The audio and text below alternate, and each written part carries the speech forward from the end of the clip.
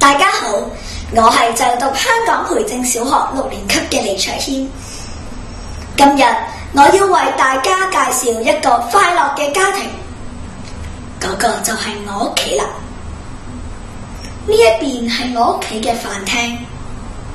雖然我爸爸媽媽係一個十分繁忙嘅都市人，但係佢哋每晚都會盡力咁趕回家，同我同細佬一齊共進晚餐。每晚晚飯嘅時候，我哋總係有說有笑，將當日嘅所見所聞分享俾大家聽。所以我認為我哋做到快樂家庭嘅第一大元素，溝通。而第二個元素就係互相信任。我亦都認為我嘅家庭做到互相信任。點解我會咁講嘅呢？等我舉一個例子啦。現時嘅青少年，好多人都沉迷於網絡世界，唔知係唔係因為父母由細到大嘅影響。我真係好少去接觸呢一方面嘅遊戲。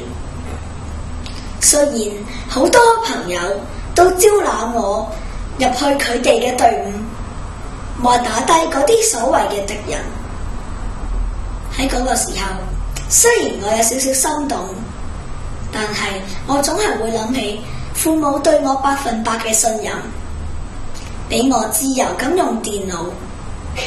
我為咗唔令到佢哋失望，我永遠都係會拒絕佢哋嘅邀請。而第三大元素，亦都係往往會令人忽略嘅元素，呢一個就係互相尊重。一啲家庭忽略咗互相尊重呢一個元素，就會產生一啲不必要嘅誤會。而我嘅爸爸媽媽就十分尊重我同細佬，當然我哋都好尊重佢哋啦。我哋保住先聆聽後發問呢一個嘅元素，令到家庭變得更和諧、更快樂。我哋做到快樂家庭嘅3大元素，自然就會成為一個快樂嘅家庭啦。